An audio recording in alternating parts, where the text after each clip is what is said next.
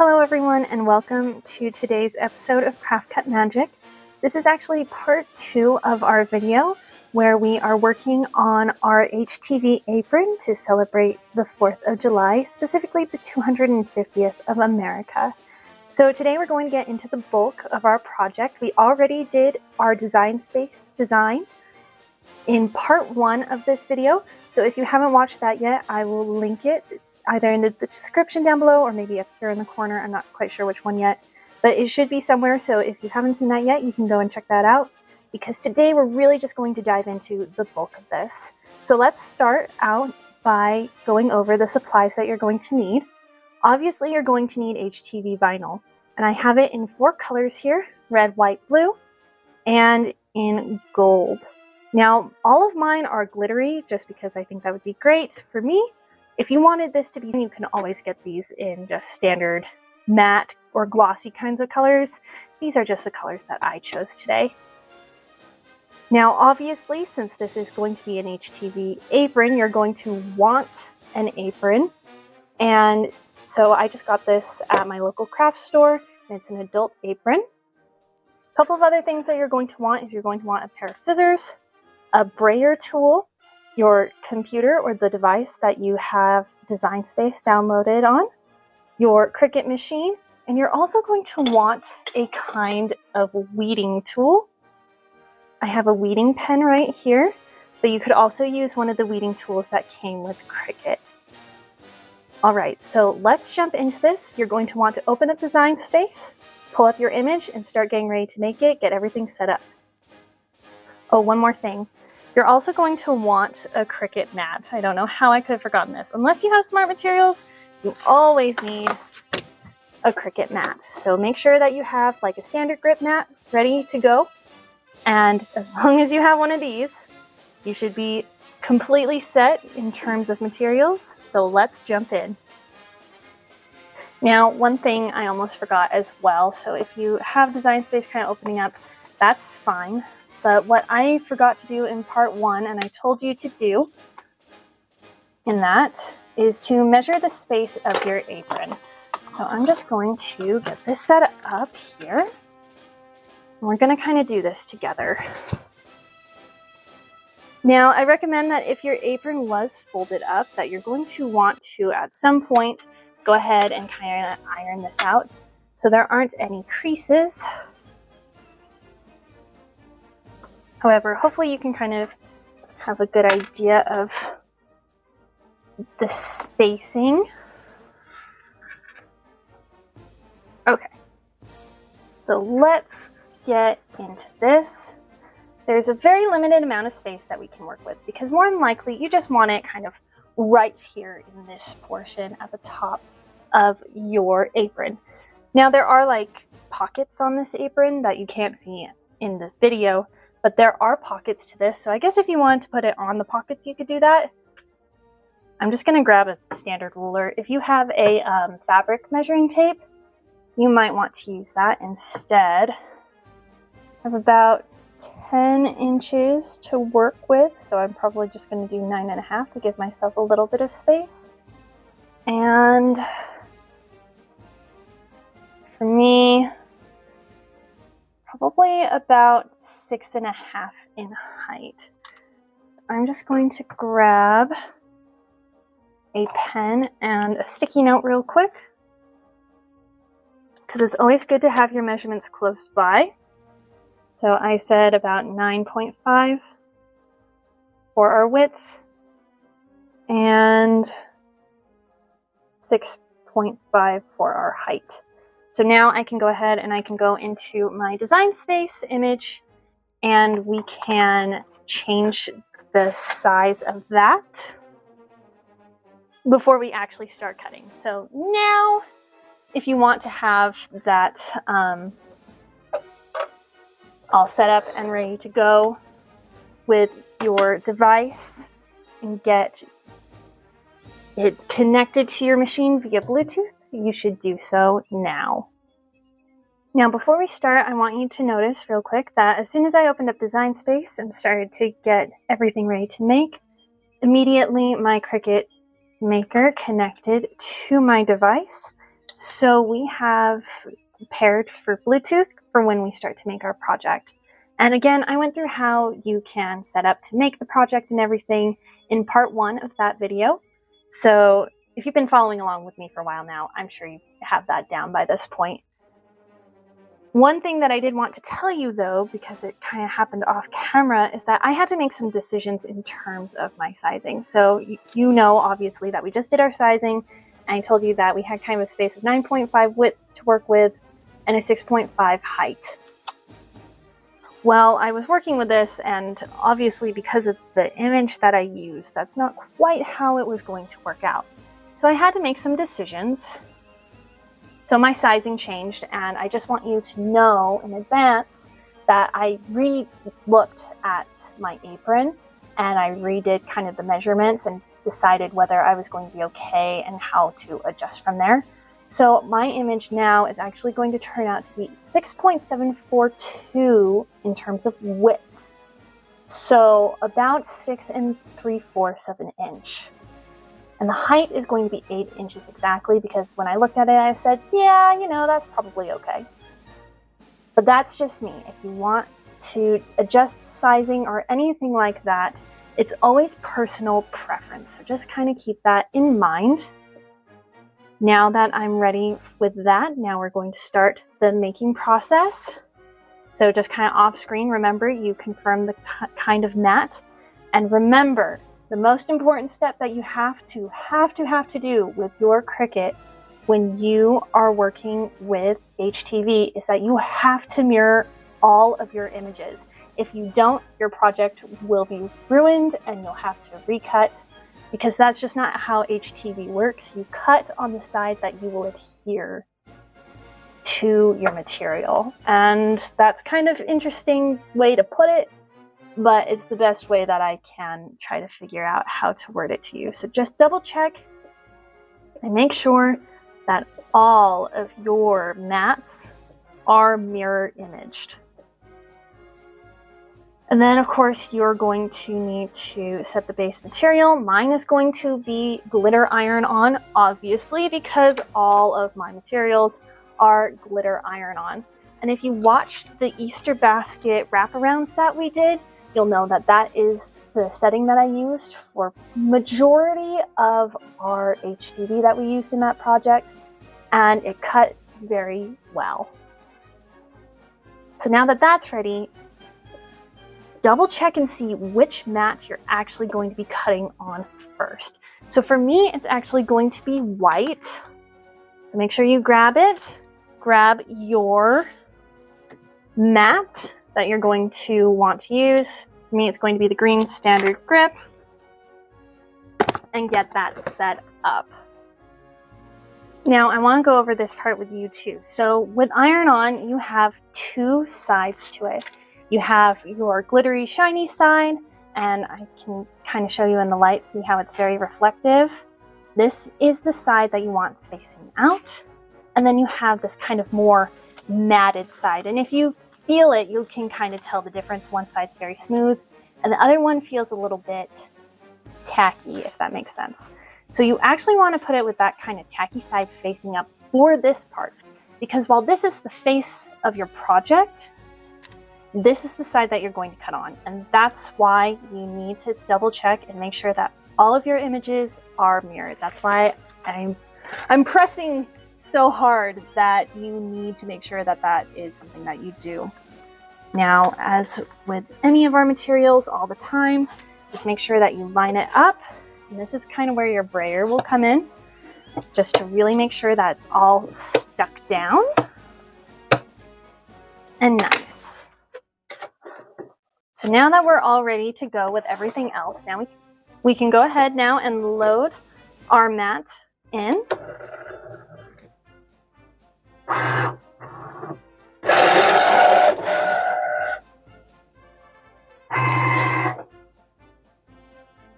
And then we can go ahead and we can start cutting all of our pieces out. Now I'm going to time lapse, but you're just going to repeat this process for all of your colors that you have for your mats. So let's start cutting.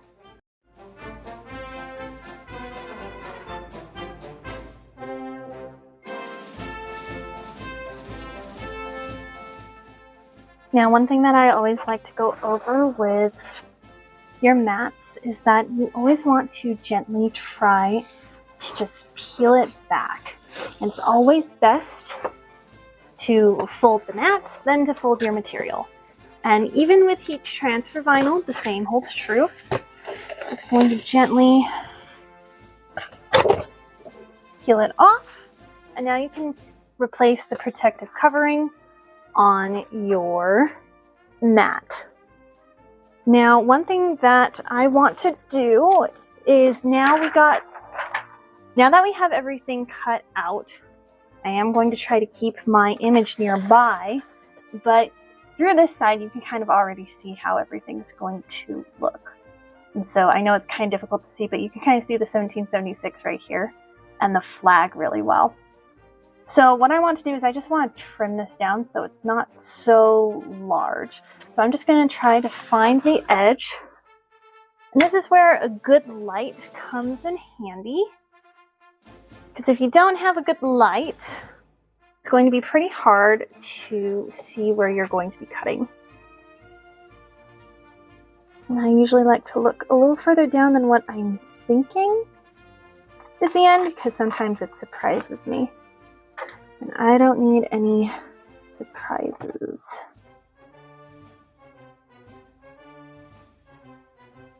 All right, so we have all of our pieces cut now. So I can go ahead and I can close my Cricut, push it to the side, turn it off, the whole 9 yards. So I kind of have already cut the red, here's the blue, the white, the gold I haven't cut down yet. Okay, perfect. So now we come to the part where we need to weed out our design. And some of this might be a little more complex than other parts. So we're just going to kind of work through this slowly, especially since it's so hard to see. So I think as my demonstration piece for you, I'm going to start with the gold because this is our We the People from our design. And it should be a lot easier to see just kind of from your perspective than maybe some of these more complex little stars and lines and everything that we have here. So, weeding for this part should be fairly simple. You just take a corner and you start to pull back. Now be gentle, and you might want to have multiple tools nearby. So obviously I have my weeder pen, and I have my regular Cricut weeder as well. And the reason is because sometimes pieces like to come up that shouldn't. And so to just kind of keep it in place, see, like that. Because we don't want it to rip. And that can happen quite commonly. So there are a couple things that you can always do. You can kind of get under the cut line with your weeder tool, kind of like I'm doing right here. And just kind of run it down and around so it is removed. Or you can just kind of peel it and see if it needs help at all. And after this point, your design's going to be sticky right here, which is what helps us to kind of place it on our fabric. So kind of keep that in mind as well when you are going along with this. And just take your time. You don't want to rush yourself. And then once we get the bulk of this, we can go ahead and get the smaller pieces.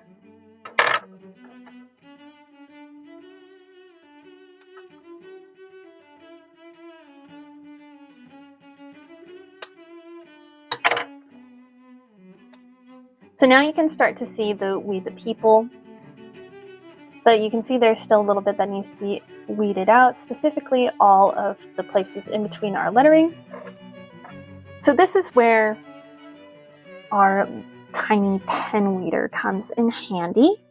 So then I can just try to grab those pieces in particular and pull them up without problem. And again, especially with projects that are more complex, take your time with this part. Because if you don't, you run the risk of either causing things to tear, accidentally weeding out the wrong pieces, and I speak from experience on that, or both, and then you'd have to recut. I still might have to recut anyway because of some of the pieces on some of these other parts, but that's kind of just how this works. Sometimes things don't quite cut out the way we need it to, and we have to recut. And that could be from a number of things, including your blade might be a little bit dull. So just kind of keep that in mind as well. So here is our We the People piece that is ready to go for our apron. Now we're going to start doing all the other pieces. And I saw kind of the way that this thing was set up. It's going to be a little bit complex, so I'm going to time-lapse this for you, and we will jump ahead.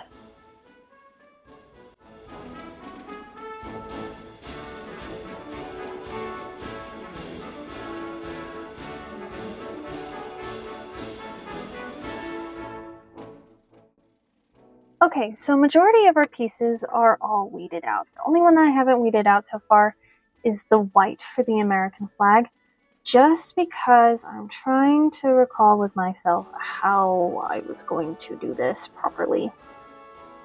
So if I line this up, and the problem is that it is white, so it's a lot harder to see the lines, unless I hold it very specifically. So I'm trying to figure this out before I accidentally make a wrong cut. And it's also hard to do it backwards, but I think I can be pretty safe if I start in the top corner here. Now I come up on the first obstacle. And there are pieces like this that might take some time for you. So just do the best that you can. If you have to recut, you'll have to recut. But we're just going to take it one bit at a time. So I've kind of been working off camera on how this is working. I just want you to kind of see how I know I'm going right so far. So when I line up both these pieces, you can see that what I have weeded out is now in red. And that's how I know that I'm doing a good job at trying to alternate with the white and the red. So I'm just going to kind of keep going with this. It is a pretty slow process, but as soon as I have it all, we are going to continue onward. Alright, so now you can kind of see here's how we're doing. And we're pretty much done. Because one thing that I realized while I was doing everything was the fact that, here we go. The white for the stripes and for the stars didn't really cut out very well. So what I need to do is I need to kind of line it up and have an idea of the line that I'm going to need on the other part of this for the blue of the flag to just kind of lay over the top, which isn't exactly what I had in mind when I first started with this, but I'm hoping that it will work.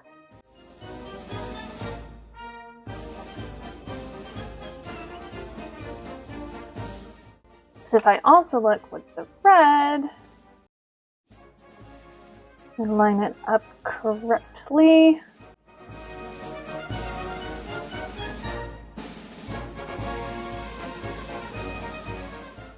And I already kind of have the line down here because of the stars that were right here, which is good. Now I just kind of need that overall arcing. And the nice thing is that this one doesn't have to be perfect because of the fact that it is just going to be for the stars, but I also don't want it to be too imperfect either. And I knew this is what was going to happen when I decided to continue with this flag. I knew it was going to be difficult, so just working through it together.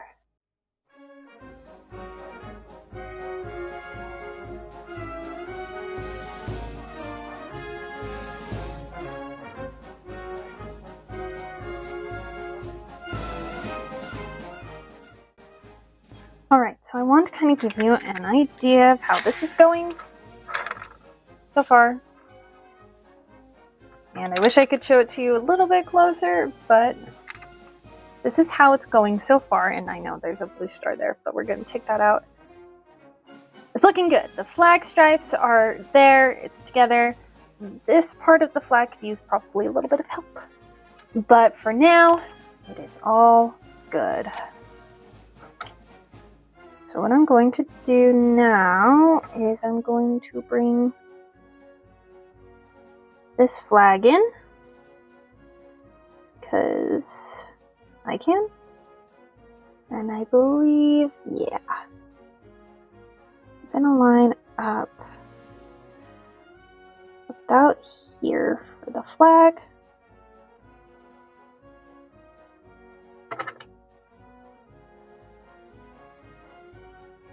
I'm just going to try to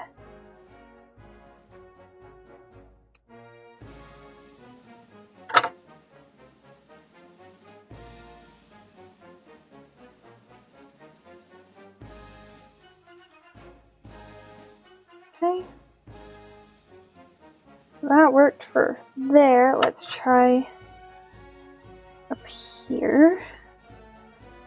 So I just want you to kind of see, I'm just kind of laying it out, hopefully as close as possible.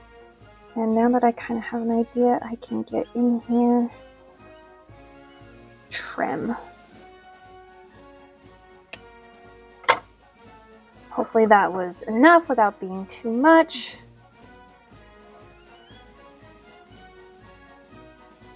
Oh, it looks perfect. Yes, yes. Aha! Alright, we won. We won with it. Now I'm just going to take this itty bitty piece off the top. Okay, now we are completely ready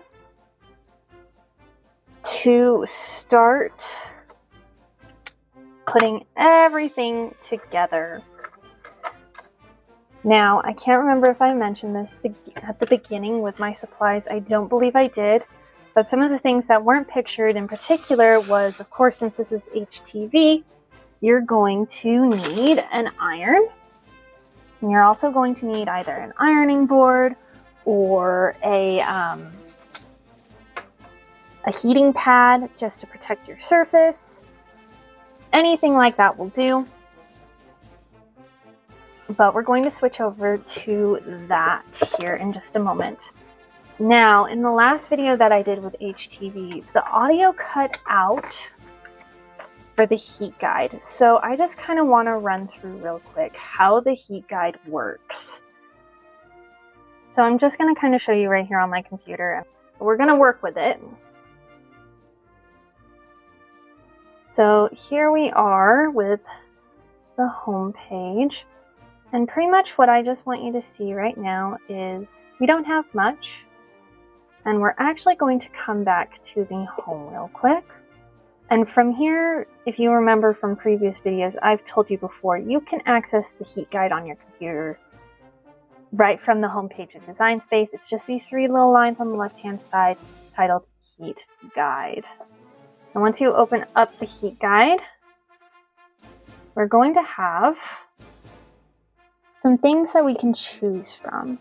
So you can start out by choosing which Cricut iron that you have. If you don't have a Cricut iron, I recommend that you go with, well, actually it really kind of depends on your iron. If you know and the dial kind of shows you how to get an exact temperature, you might want to do the Easy Press 2 or the Easy Press, because those will give you exact temperatures. If you're looking for a low, medium, or high for heat, you're going to want to work with the Easy Press Mini. Now, I have different sized pieces today, so I will be working with both the Easy Press Mini and the Easy Press 2. But for now, we're going to start with, and I can't remember if it's the Easy Press 2 that I have or just an Easy Press, but they're pretty much the same thing. So all I'm going to do now is that, since I've selected the kind of iron, now I select the heat transfer material. I'm going to go with glitter iron on right here. And the base material, if I remember correctly, doesn't really tell me on this. It just says it's a black oversized apron with a pocket, but I believe it is either cotton or polyester. I don't think it really said anywhere, and I don't believe that there's a tag. There's not. So we're going to kind of go with cotton. And we're just going to say maybe a cotton poly blend. Because if needed, we can always hold the heat on for longer. So you can have the Cricut pressing mat. And now it tells you the temperature that you need and how long that you're going to hold it for and what to do with the liner. And it gives you instructions. Everything from your supplies, your prep, the application, and the care. So you can take a minute to look those over for yourself, but this is kind of what we're going to be doing. So it's good to know, probably about 330 degrees for a larger one. And I bet that's going to be medium heat. Also, a nice thing about Cricut is that you can choose between Fahrenheit and Celsius. So depending on which one you use, you can always change it to fit. And this is also another thing to notice. You want to press firm pressure for 30 seconds. That is very important, because if you go too little or too much, well, you can't really do too much. But if you do too little, things might not adhere properly. Now let me show you real quick for the Easy Press Mini. We're going to do the same thing. So just glitter iron on and the kind of the cotton poly blend. Medium heat for 25 seconds. Flip and press for 15. Also another thing to keep in mind. And then of course, slowly remove. This is also a good thing to note is if you need to preheat. I don't know if we will be preheating, but usually they recommend that you preheat. Application. See, you can see the difference right now. For this one, it says press while moving with firm pressure at medium setting for 25 seconds. And then you flip it and press for 15. Otherwise, everything is the same. And you can mess around with all of these to figure out what is going to work for your iron, for all of the things that you have, like the iron, the HTV, your material, all of that. And that's just how not design space, but the heat guide works for Cricut. So now with that in mind, we're going to move over to where I have the iron and our ironing mat and our ironing board actually. I'm actually using an ironing board instead of a Cricut heat mat just because I will flip it over and I will heat press on the other side. I like a firmer surface to work with, and as you probably kind of noticed with the Easter wraparounds, if you've watched that video, the mat for Cricut is just kind of soft. So we're going to use an ironing board today instead. You can see right here I have both of my irons. and we can get those set up in a minute. But I also wanted to show you, I have all of my pieces right here, and I brought over scissors. The reason being, I still haven't cut out the red for this one, for the stars right here.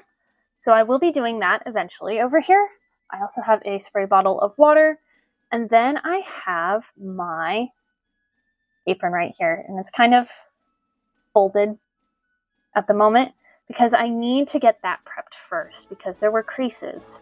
So I'm going to go ahead and I'm going to kind of lay all these pieces out kind of off camera over here. And then I'm going to kind of set up the apron as well. And then we're going to prep that together. And I'm going to show you how the irons work. So we'll be right back. All right, so let's start off with our irons. So there's a power button, temperature, timer, plus, minus, and your Cricut symbol. So pretty much what we're going to do is we're going to turn on the power, and if you have one like this, you're going to need to set the temperature. So right now I have it set for 250, and as you saw, we're going to need it to be about 330 degrees. So once you set it, you can hit the temperature again, and that set the temperature for us. You can also set the timer right here, and you can just take this down to 30 seconds, timer. And then when your iron is up to temp, it will light up right here in green. And that is also the button that you will press to start your timer. The same is kind of true for our little one here, except if it was plugged in, I would just press on this temperature gauge right here. And depending on what I needed, I would either press it once for low, twice for medium, 3 for high, and it would light up in orange. And when it turns green, that is when we are ready to use our iron and when it's up to temperature. For now, I'm going to be working with this big one. We're going to kind of see how that goes. And we are going to get the creases out of our workspace.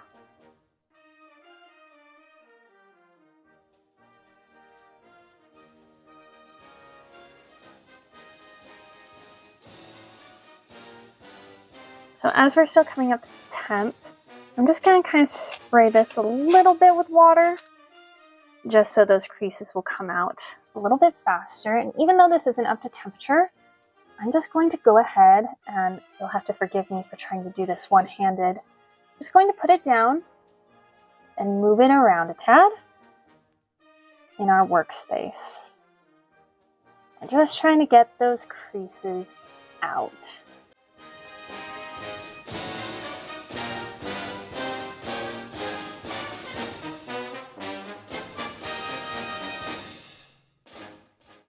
All right, and we are almost up to temperature here, so I just want you to see what happens.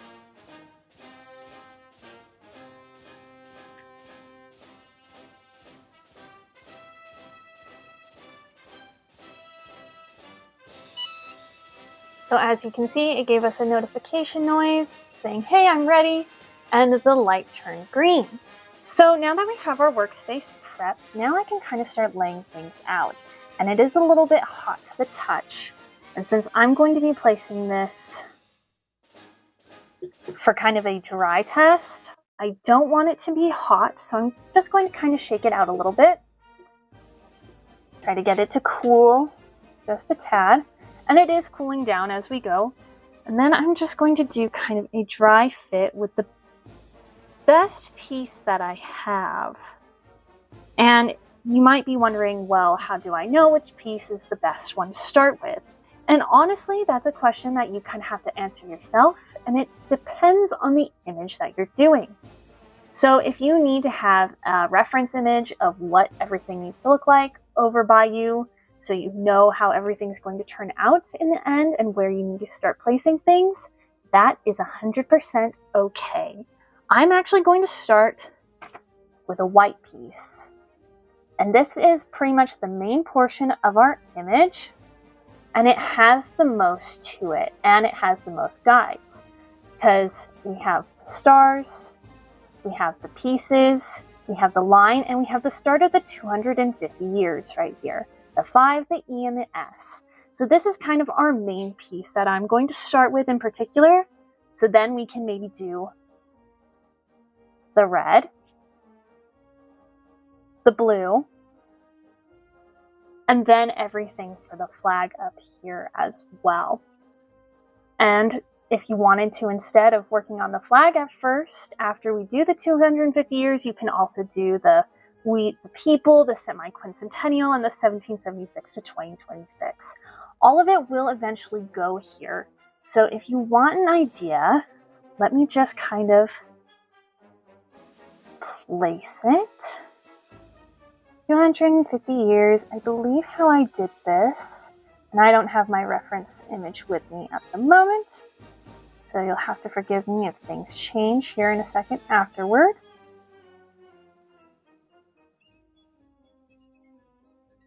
Let's say it was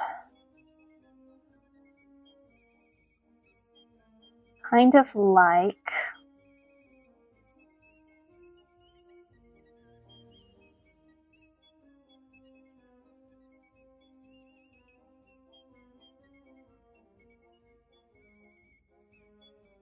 this.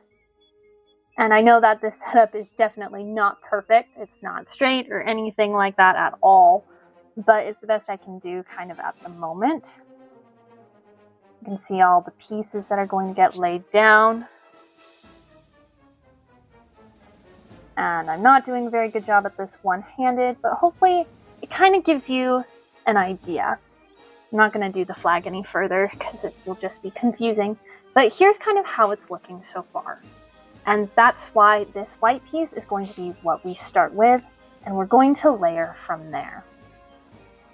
Now let me check my reference image and come back to you, because then we're going to start to place our first piece and really adhere it with our iron.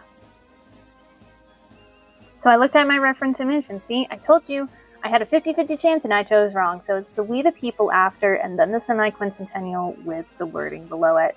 This is why it's always good to also have your reference image nearby so you can check to make sure that you put your image down the way that you want it to. Now, if I had switched these, there wouldn't have been anything wrong with that. I just really liked the way that I had it set up in Design Space, and that is the way that I wanted it to be on here. So now that I have this kind of idea, I'm going to move it off to the side, and even though you can't see it, I'm going to lay it out so that now I know what we're actually doing. So it's going to be the We the People, then the semi-quincentennial, followed by the words. Now, the last thing that I want to do before I completely go ahead with this is I want to make sure that this is 110% centered on my apron. So I'm just going to try to find that kind of middle line, set this up as close as possible, and try to make it straight. And you could go through a whole process with this if you wanted to. You could grab a ruler, you can make sure everything is straight. I'm just going to eyeball it today, but if you're one of those people who really likes to be a perfectionist, go ahead and do what you need to do to make sure that this is 100% straight. Now, from a kind of bird's eye view here, I think it looks straight.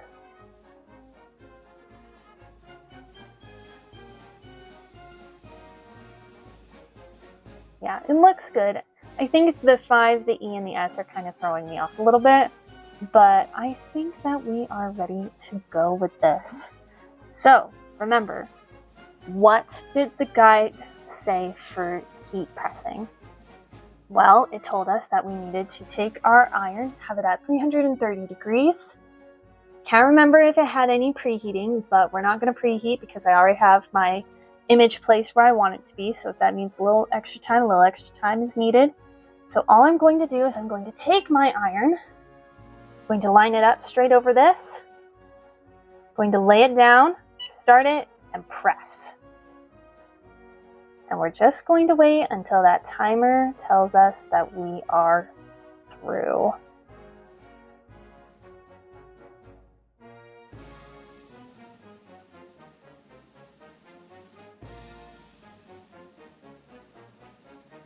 All right, so that was our notification noise that we are ready to lift our image, and now this should be ready to come off. Now, the other thing to note from the heat guide, and this is why it's always important to check instructions, said that this needs to be a cool peel to come off. So what I'm actually going to do is I'm going to flip this now, and I am going to heat press the other side. And that's a little difficult to do one-handed, so give me just a minute. All right, it has been flipped around, and so I'm just going to take this. I'm just going to kind of let it sit there in heat for about 15 seconds, kind of like how it said for if we had done it with the smaller one. And this is just so if for some reason it did have a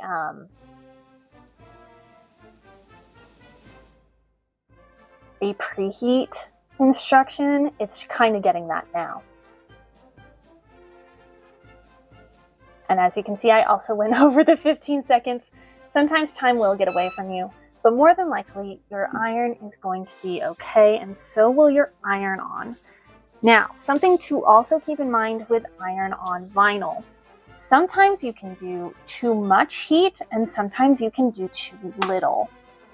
I would always tell you to err on the side of too little heat, or make sure that you're using the correct kind of HTV and that you know what it will do. So for example, I've had experiences with HTV where if I have it too hot, it pretty much just melts, and there would be a rim line of the actual adhesive, and where the plastic kind of heat vinyl completely melted. I've also had it where I didn't quite realize what kind of vinyl I had, and I thought I went too hot because the material just scrunched up together. And you'll know that I kind of did this with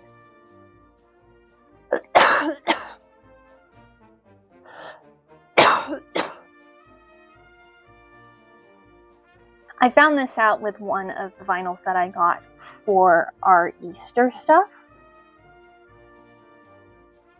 And I didn't know it was going to kind of crinkle that way, and so it was kind of a surprise. So keep all that in mind. If you have to do more heat, you can. And I'm just kind of checking now. We were not completely cooled, but it is touchable, if that makes sense.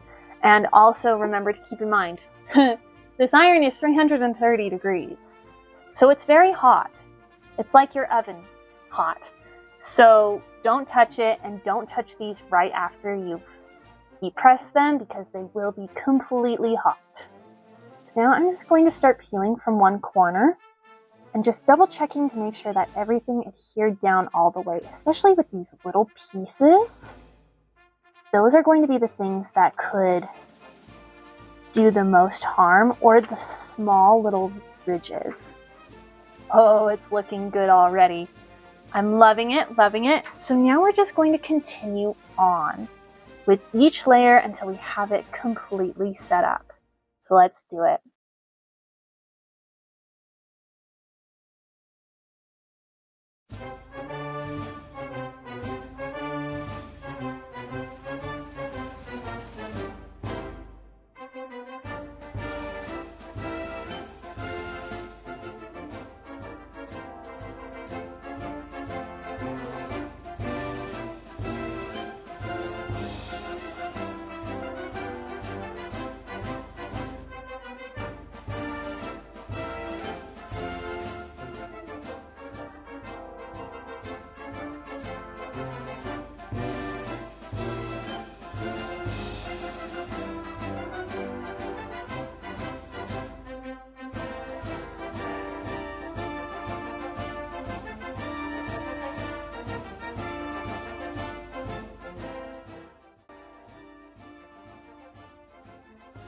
All right, so we've just completed our last piece for our HTV, and honestly, this turned out even better than I was expecting it to.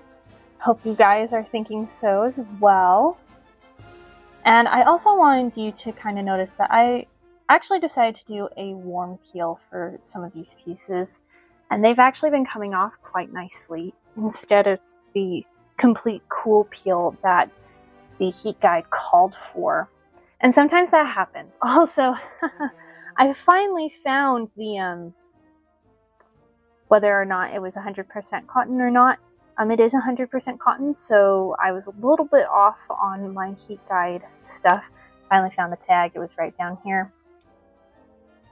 So it has all the washing instructions and everything that I need to know right there. I'm glad I found it. But the nice thing is that we did get our image completely adhered to our apron, and it looks so good. Here, let me show you in just a minute. But first, before I show you at a different angle, I also want you to see kind of just how this works. So now that we are done, you can go ahead and just click the power button, turn off your iron, and then for safety, I recommend that you unplug it. And then you're going to want this to really cool down. So as you can see, I took it off of the floor from where I had it, so I didn't accidentally do anything to the carpet. And I put it up on top of my ironing board, and that's where it's going to stay.